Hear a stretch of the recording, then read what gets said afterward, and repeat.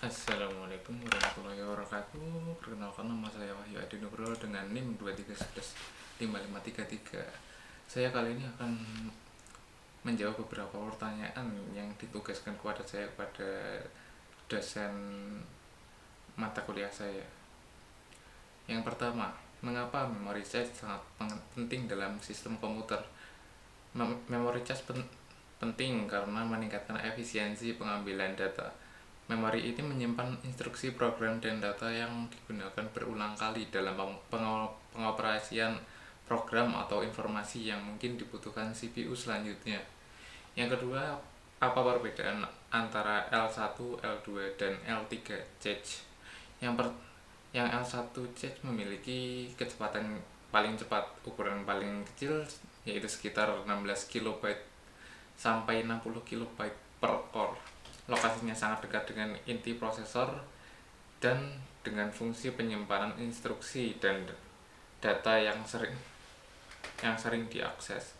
Lalu L2 cache memiliki kecepatan lebih lambat daripada L1, namun lebih cepat dari L3 dengan ukuran sedang yaitu sekitar 256 kilobyte hingga beberapa megabyte per core. Lokasi sedikit jauh dari inti prosesor dan fungsinya ialah menyimpan data yang tidak dapat ditampung oleh L1. L3 cache memiliki kecepatan paling lambat di antara dua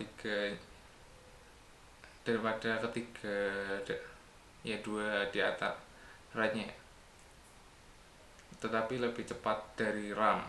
Memiliki ukuran paling besar dari L1 dan L2 yaitu beberapa megabyte hingga puluhan megabyte, dan sering dibagi di antara beberapa inti. Lokasinya dibagi di antara inti dalam prosesor dan mempunyai fungsi untuk menyimpan data yang mungkin dibutuhkan oleh beberapa inti sebagai lapisan terakhir sebelum akses ke RAM. Selanjutnya nomor 3 ialah pertanyaannya adalah jelaskan tentang mapping cache memory.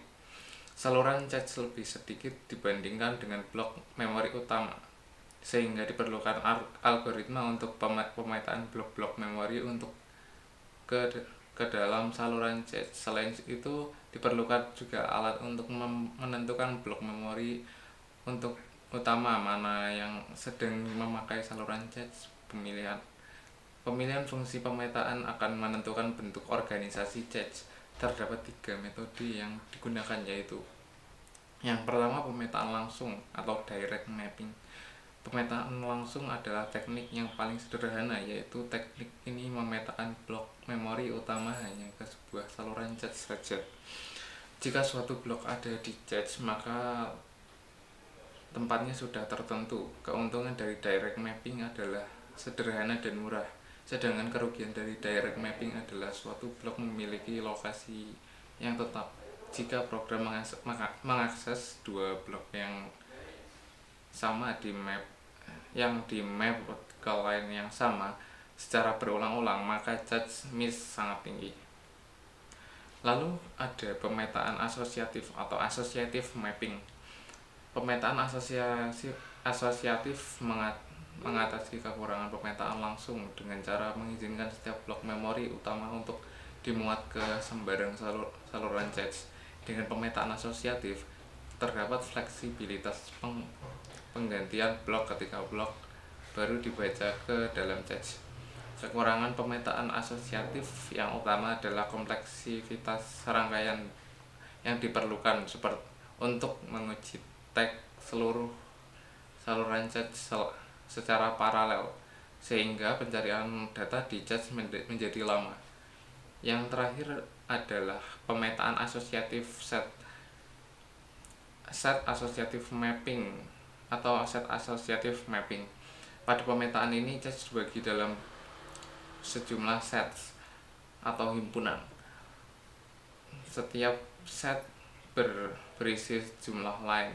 Pemetaan asosiatif set memanfaatkan kelebihan-kelebihan pendekatan pemetaan langsung dan pemetaan asosiatif. Soal yang keempat ialah jelaskan tentang algoritma penggantian cache memory. Algoritma penggantian dalam cache digunakan untuk menentukan blok mana yang diganti ketika cache penuh, terutama dalam pemetaan asosiatif dan set asosiatif. Berikut adalah ringkasan dari beberapa algoritma penggantian yang umum.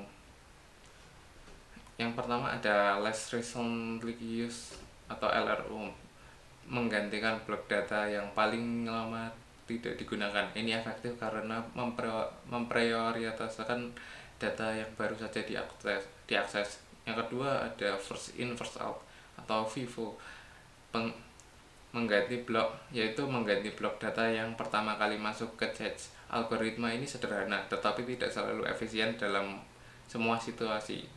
Yang ketiga ada least frequently used LFU, yaitu mengganti blok data yang paling jarang diakses. Algoritma ini berfokus pada frekuensi penggunaan data. Dan terakhir ada random, memilih blok untuk diganti secara acak.